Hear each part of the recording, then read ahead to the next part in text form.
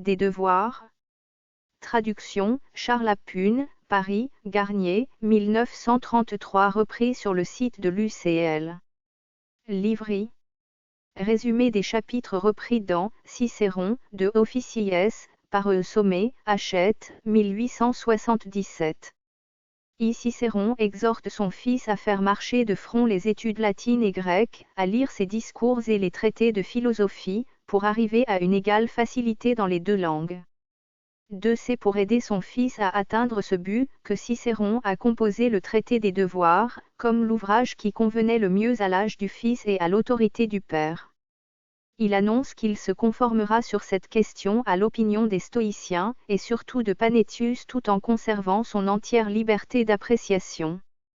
3 divisions des devoirs, 1 degré ceux qui se rapportent à la connaissance des vrais biens, 2 degrés les préceptes particuliers qui doivent régler toutes les actions de la vie.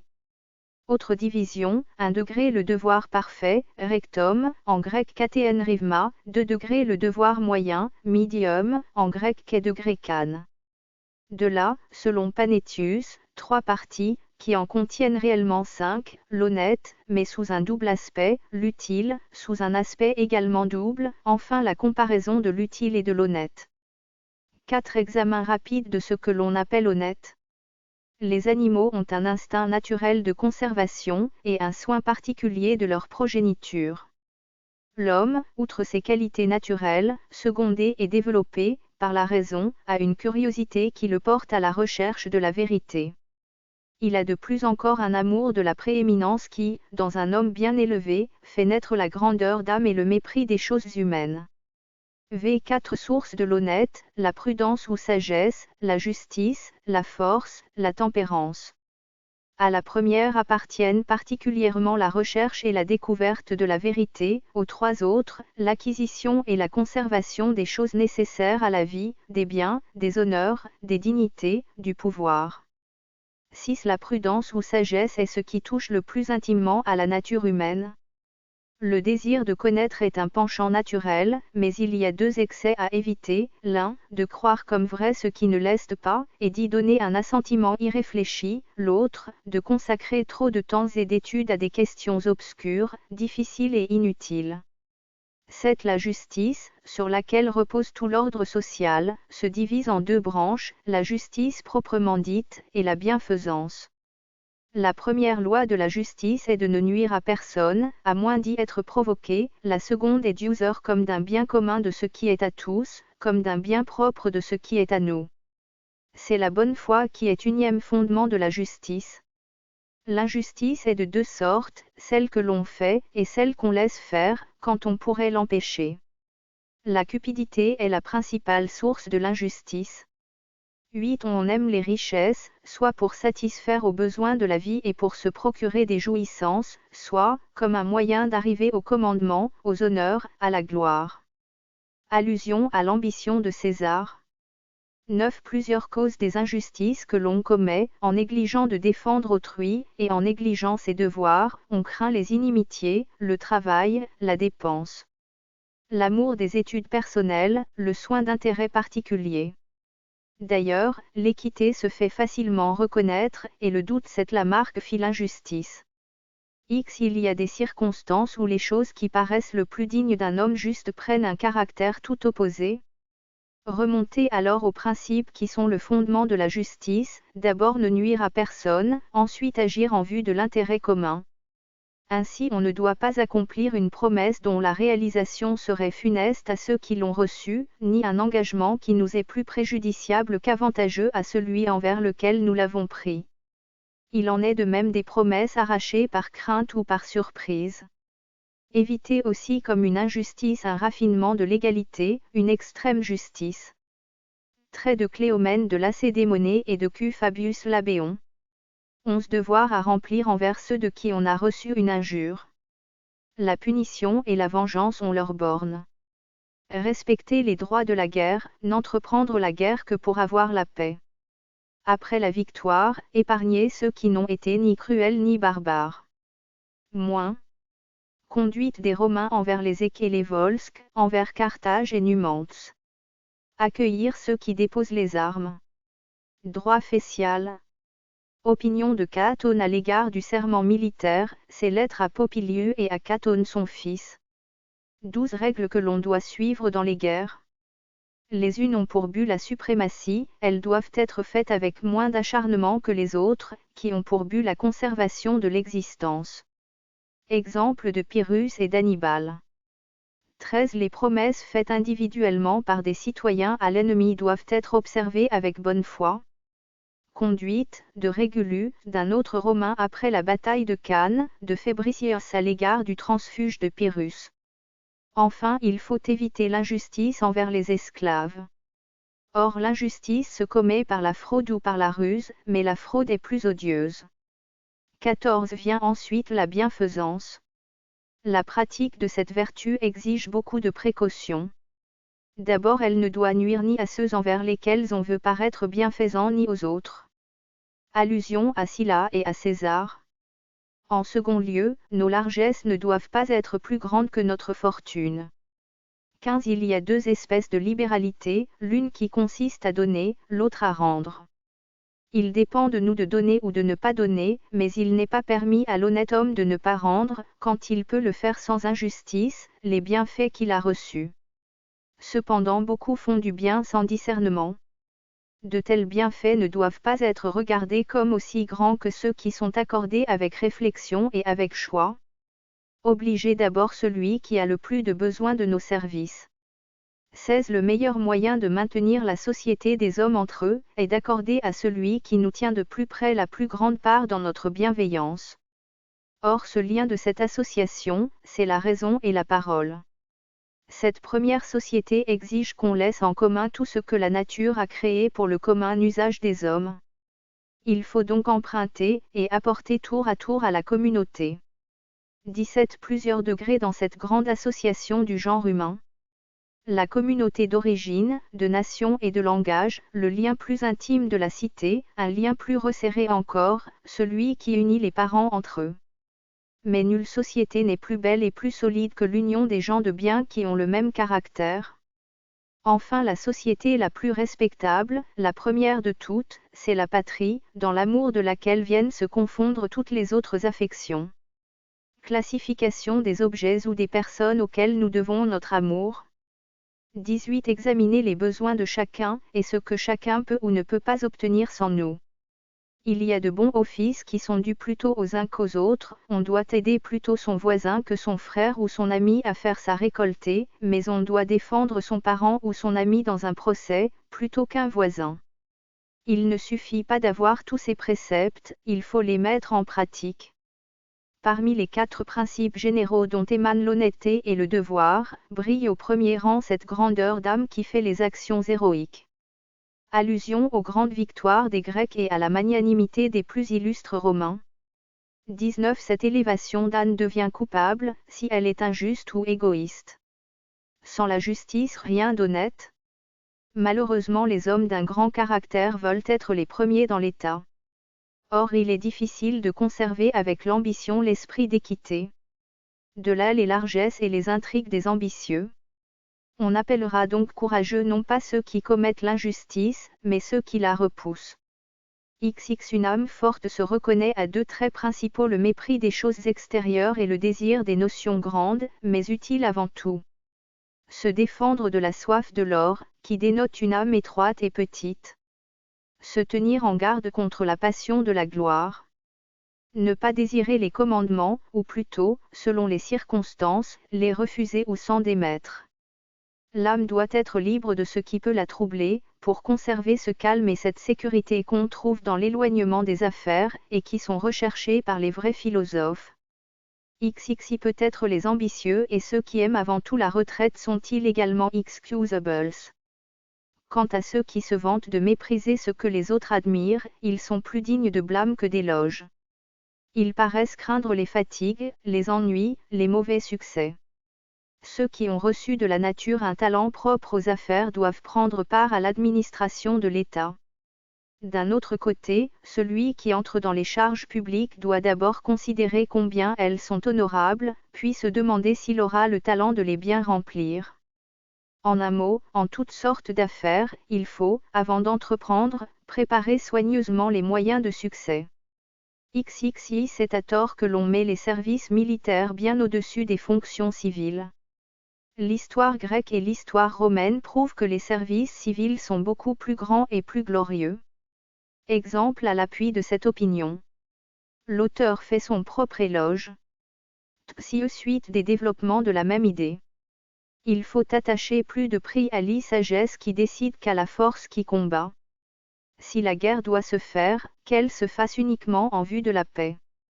Le général doit se conduire avec sagesse et prudence et ne pas s'exposer témérairement, mais cependant préférer la mort à l'esclavage et au déshonneur.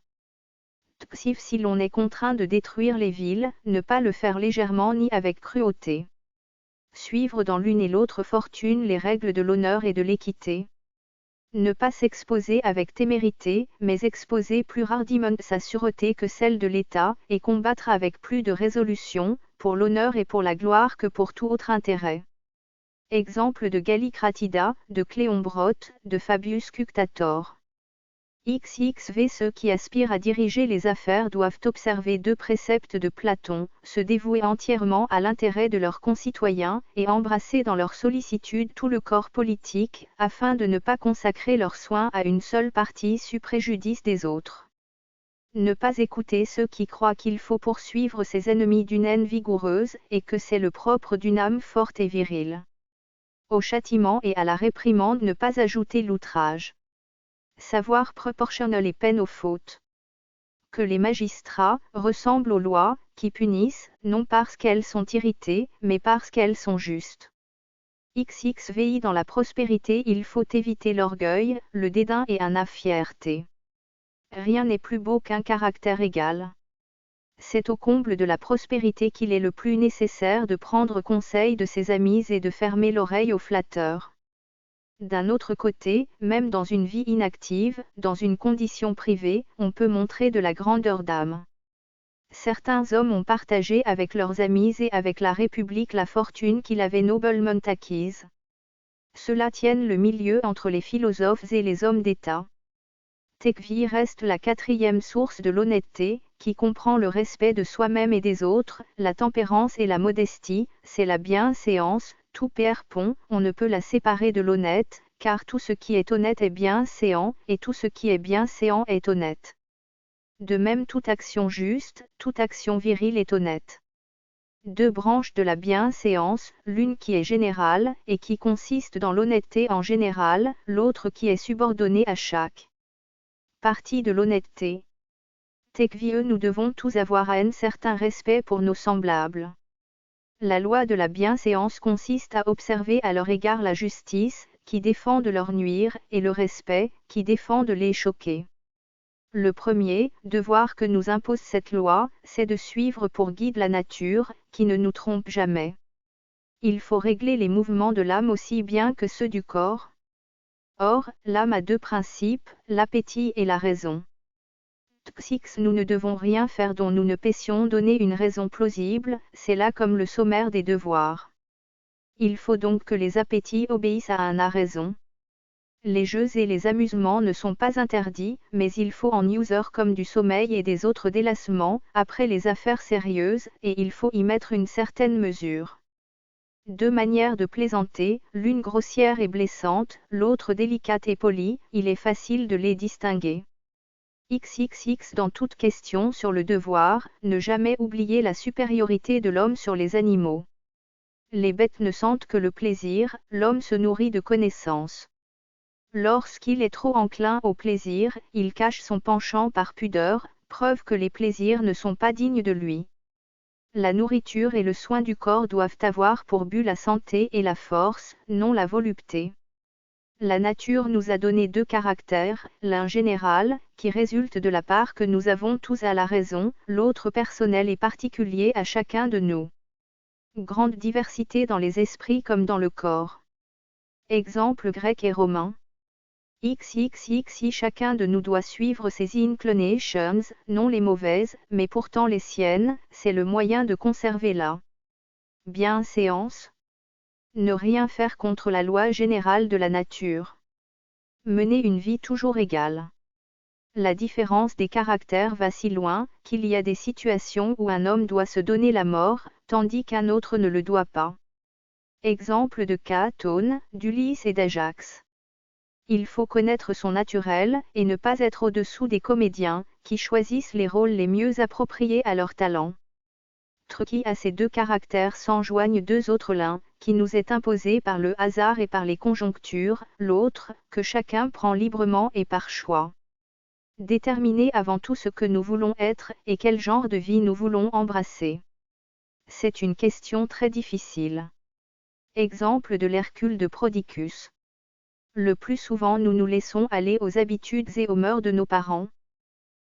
Dans le choix d'un genre de vie, il faut tenir compte de la nature et de la fortune, mais principalement de la nature, et persévérer dans le plan de vie qu'on aura choisi, à moins que l'on ne s'aperçoive qu'on s'est trompé. Alors il faut changer d'habitudes et de vues. Ne rien négliger, dans ce cas, pour mettre en évidence la pureté de ses intentions. Les devoirs sont différents selon les âges. Respect des jeunes gens pour les vieillards. Choisir les plus honnêtes et les plus considérés parmi les vieillards, pour s'appuyer de leurs conseils et de leur autorité. De la part des vieillards, dévouement à leurs amis, à la jeunesse, et surtout à la République. Devoir des magistrats, des particuliers, des étrangers. XXXV bienséance dans le maintien du corps, grâce, régularité des mouvements, manière convenable de s'habiller. La nature a mis en évidence le visage et toutes les parties dont l'aspect est honnête, et elle a caché celles dont la vue aurait blessé la décence. De là des actions qu'il est impudent de faire devant témoins, aussi bien qu'il y a un langage obscène. Réfutation de la doctrine des cyniques. Que nos mouvements, nos attitudes ne s'écartent jamais de la bienséance, qu'il n'y ait rien d'efféminé, rien de dur et de grossier dans nos manières. 30. Il y a deux genres de beauté, dont l'un consiste dans les agréments de la personne, l'autre dans la dignité. Les agréments conviennent à la femme, la dignité, à l'homme. Rejeter toute parure indigne de notre sexe. À l'homme convient un teint viril, qui se conserve par l'exercice, une propreté sans recherche. Éviter une négligence qui sent la mauvaise compagnie. En cela comme dans tout le reste, il faut un juste milieu. Veillez encore avec plus de soin aux mouvements de l'âme. Ces mouvements sont doubles, et comprennent la pensée et les appétits. 37. La puissance de la parole est grande et s'exerce de deux manières, par le discours soutenu et par le langage familier. Le premier appartient aux assemblées publiques, le second, aux entretiens et aux réunions d'amis. Préceptes généraux qui conviennent à l'un et à l'autre. Deux qualités nécessaires à la voix, la clarté et la douceur. Exemple des deux Catullus, de Crassus, de César, frère de Catullus le père. Règle particulière du langage familier. Que nos discours ne révèlent pas en nous quelques vices de caractère. Savoir mettre un terme à la conversation. 30. Bannir des entretiens le émotion violente. Témoigner à ceux avec qui nous conversons du respect et de l'affection. Employer quelquefois des paroles de blâme, mais seulement quand la nécessité l'exige. Que la fermeté soit mêlée de douceur. Ne jamais se donner des éloges à soi-même. Surtout quand ces éloges sont faux. X ce que doit être la maison d'un grand et honorable citoyen. Faut qu'elle réunisse deux choses, la dignité et la commodité. Exemple de Sienne. Actavius et de Scoru. Ce n'est pas la maison qui doit honorer le maître, c'est le maître qui doit honorer la maison. Éviter le luxe et la magnificence, il faut savoir encore ici tenir un juste milieu. XL considération, 1 degré sur l'ordre dans les choses, 2 degrés sur l'accent grave propos dans le temps. L'ordre que nous mettons dans nos actions doit être tel que, dans notre vie, tout se tienne et soit en harmonie. Trait de Sophocle. Les fautes même qui semblent petites sont celles dont il faut se garder avec le plus de soin. XLI observer les regards, les mouvements des autres, afin que par cette étude nous évitions nous-mêmes ce que nous trouvons en eux d'inconvenant. Dans les cas douteux, consulter les hommes d'expérience. Examiner ce qu'on dit, ce qu'on pense, et pourquoi on pense ainsi. Rien à prescrire pour ce qui est réglé par la coutume et les institutions civiles, elles sont elles-mêmes des préceptes. Respect pour les magistrats, pour la vieillesse. Faire une différence entre le citoyen et l'étranger, entre le particulier et l'homme public. XLI quels sont, parmi les arts et les métiers, ceux qui sont libéraux et ceux qui sont servals. Les uns sont détestés, ce sont les usuriers, les préposés au péage, les revendeurs. Les autres peu estimables, ce sont ceux qui servent à la sensualité.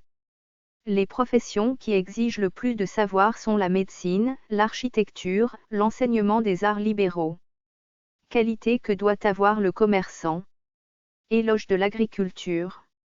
Éclieux comparaison, des choses honnêtes entre elles de deux choses honnêtes, chercher laquelle l'est davantage, question omise par Panétius. -2 faut songer plutôt à maintenir la société qu'à s'instruire dans les choses de la sagesse, parce que la justice est au-dessus de la prudence. Le sage abandonne ses études pour voler au secours de la patrie, d'un père, d'un ami. Les devoirs de la justice passent donc avant les études. Éclive cependant ceux qui ont consacré leur vie à l'étude, n'ont pas laissé pour cela de contribuer au bien-être de leurs semblables. Exemple de Lysie et de Platon. Ils servent encore leur patrie après leur mort par les œuvres de leur génie. Ainsi le talent de la parole est préférable aux dons les plus heureux de la pensée.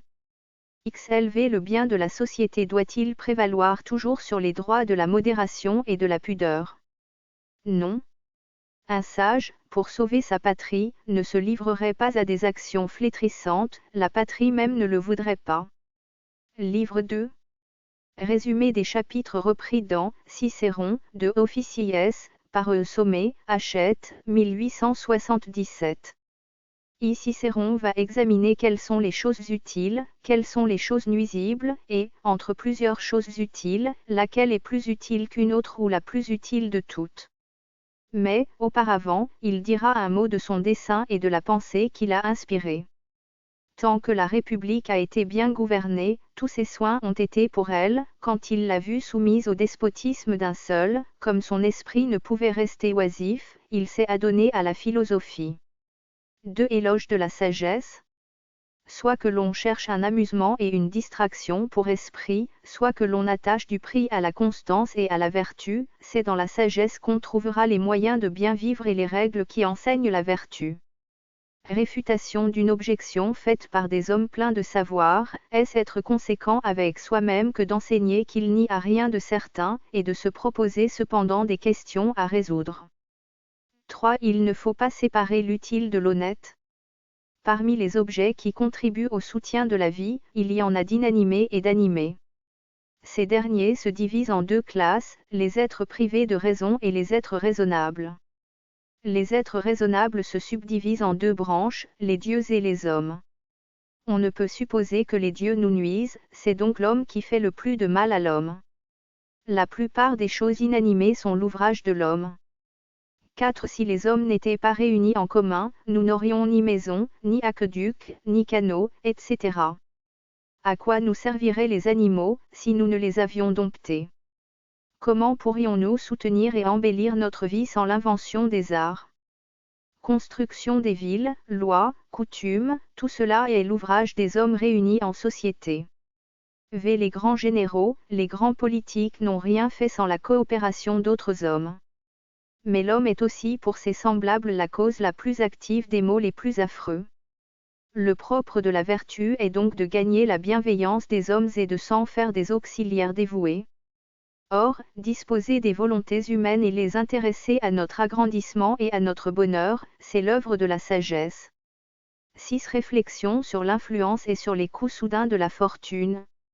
Les événements les plus extraordinaires n'arriveraient pas sans les moyens dont les hommes disposent, et sans les passions qui les animent.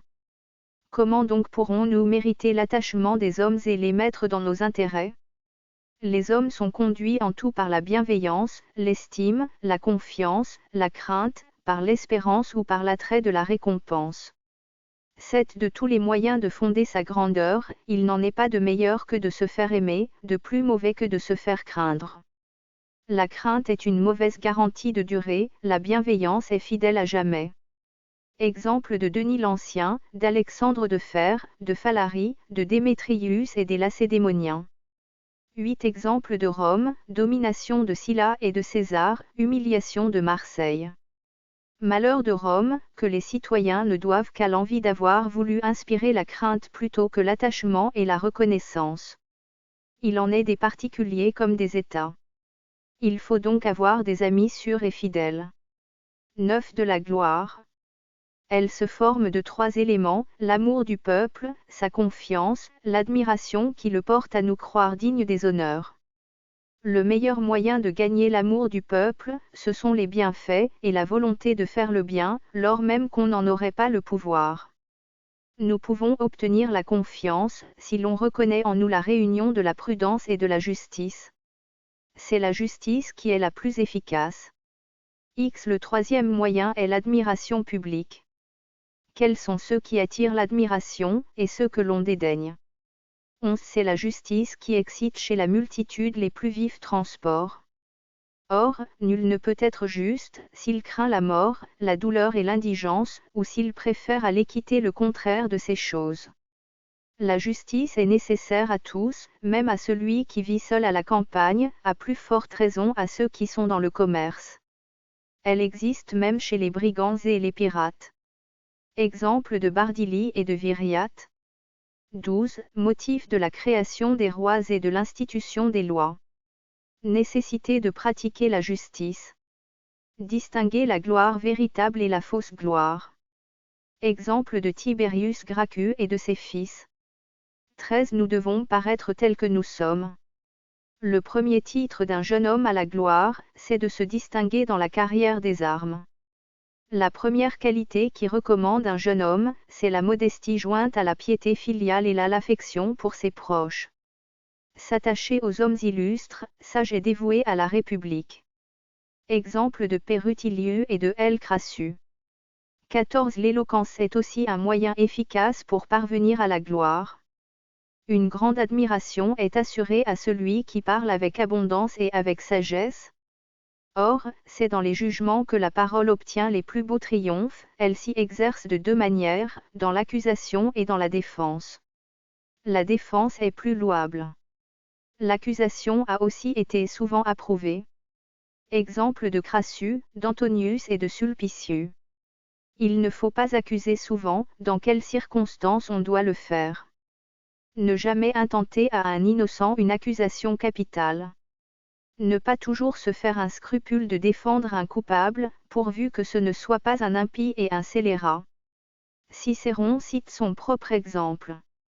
15 De la bienséance et de la générosité. Double aspect de ces 2 vertus. Nous pouvons aider ou de nos services ou de notre argent. Le dernier moyen est le plus facile, l'autre, plus honorable. Lettre de Philippe à Alexandre.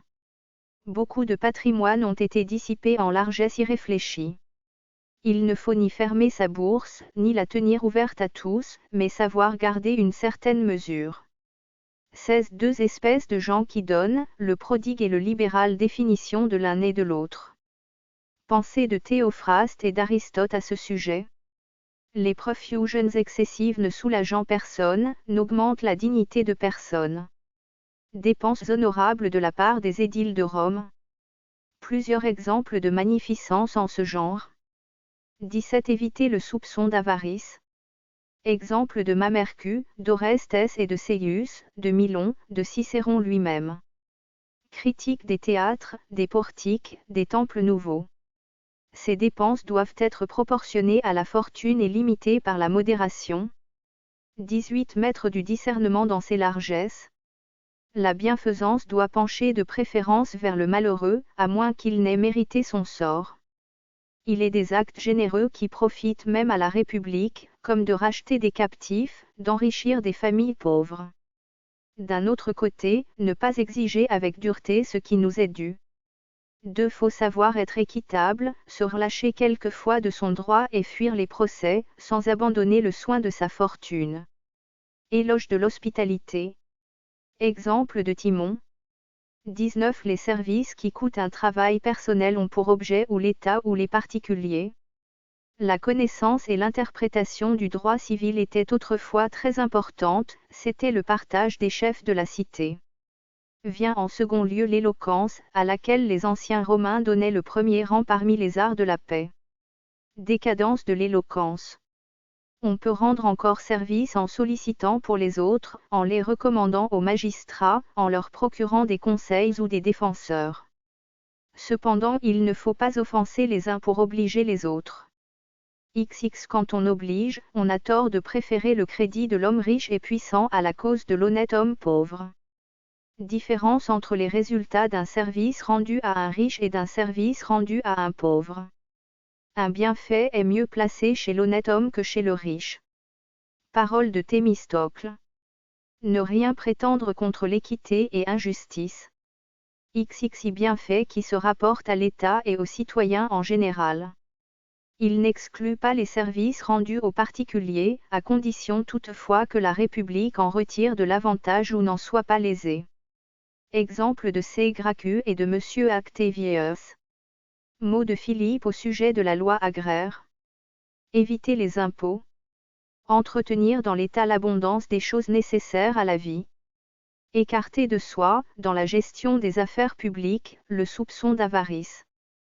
Parole de Panchas le Sahanite. Loi de Pison sur les concessions, suivie d'autres plus sévères, qui n'ont pas arrêté les rapines et les déprédations. XXI, éloge du désintéressement. Exemple du second africain, de Paul-Émile, de L. Mummius, de Sparte. Blâme sévère contre ceux qui, en vue de la popularité, remettent en question la loi agraire. Suite de cette idée. Conduite des Lacédémoniens à l'égard de l'effort Lysandre et du roi Agi. Conduite des Gracques. Conduite contraire d'Aratus de Sicyone. Critique des lois sur l'abolition des dettes. Plusieurs moyens d'éviter que l'on contracte des dettes qui mettent la République en danger. Le plus solide appui de l'ordre public, c'est la confiance. Éloge de ce qui s'est fait à cet égard sous le consulat de Cicéron. Allusion à César. Faire en sorte qu'une équitable distribution de la justice assure à chacun son droit. Que la mauvaise foi n'abuse point à son profit de la faiblesse du pauvre, et que le riche qui veut conserver ou recouvrer son bien n'en soit pas empêché par l'envie. Ne pas omettre le soin de sa santé et de sa fortune, conserver l'une par l'éloignement des plaisirs, l'autre par la vigilance et l'économie. XXV La comparaison de l'utile avec l'utile est souvent nécessaire. Comparaison des avantages corporels et des biens extérieurs. Comparaison des avantages du corps entre eux, des biens extérieurs entre eux. Parole du vieux Caton à ce sujet. Livre 3. Résumé des chapitres repris dans Cicéron, de Officies, par Sommet, Hachette, 1877. Comparaison des loisirs du premier africain et de ceux de Cicéron. Ceux de Scipion étaient volontaires, celui de Cicéron est forcé, parce qu'il fuit l'aspect des scélérats qu'il rencontre partout. De plus, Scipion ne s'est livré qu'à la méditation, il n'a rien écrit, Cicéron, au contraire, a rempli le vide de sa solitude par le travail de la composition. 2. Éloge des leçons de Cratype, qui apprennent au fils de Cicéron les règles et les maximes d'une vie honnête et constante. On attend de ce jeune homme la continuation des travaux de son père, il serait honteux pour lui de revenir à Rome les mains vides. Cicéron l'engage donc à se livrer à un travail opiniâtre. Cicéron rappelle la division établie par Panétius, et la troisième question que ce philosophe n'a pas traitée. Pourquoi l'a-t-il donc omise ?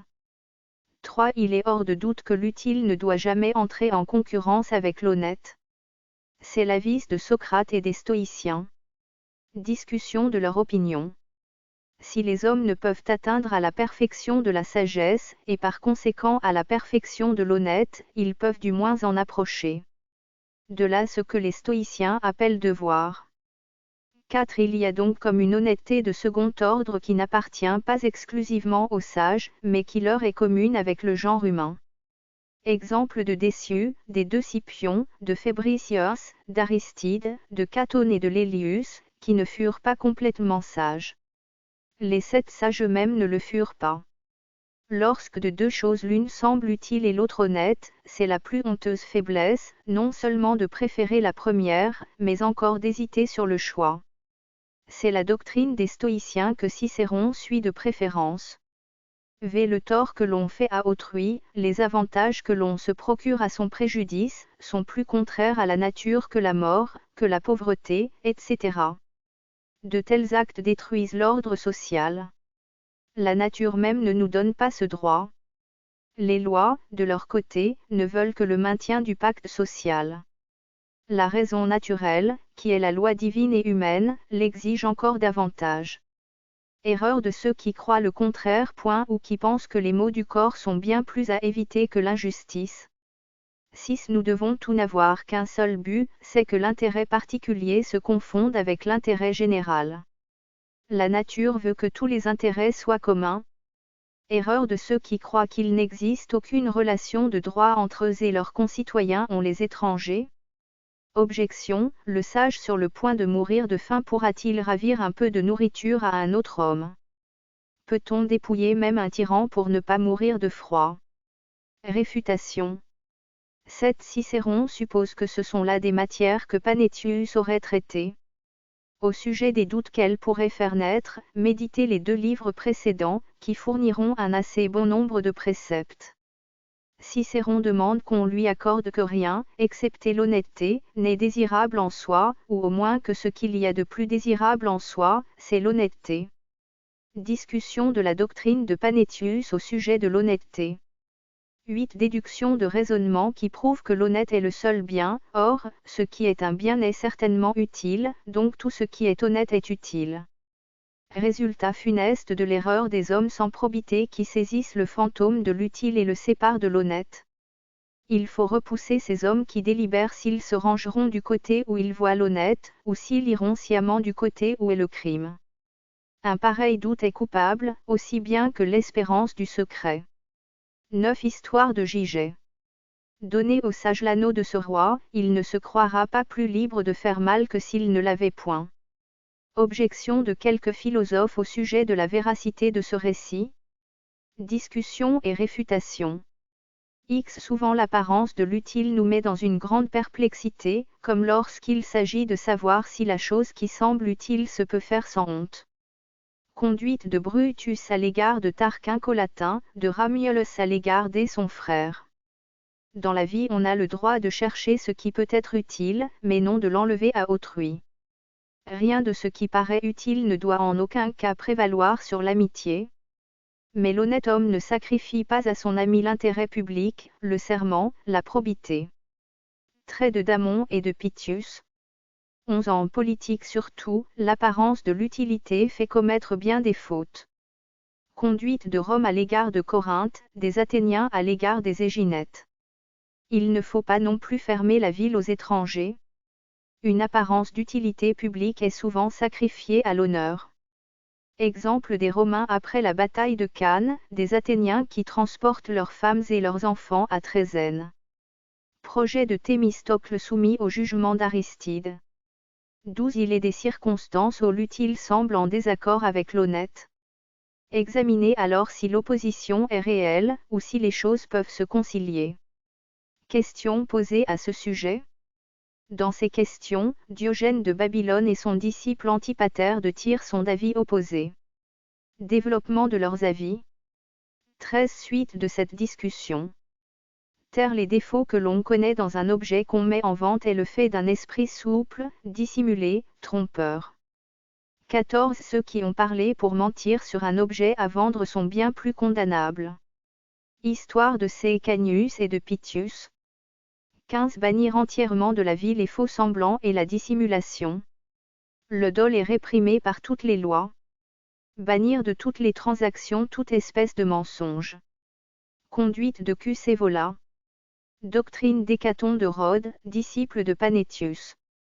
16. À l'égard des biens-fonds, le droit civil prescrit au vendeur de déclarer les vices qu'il connaît.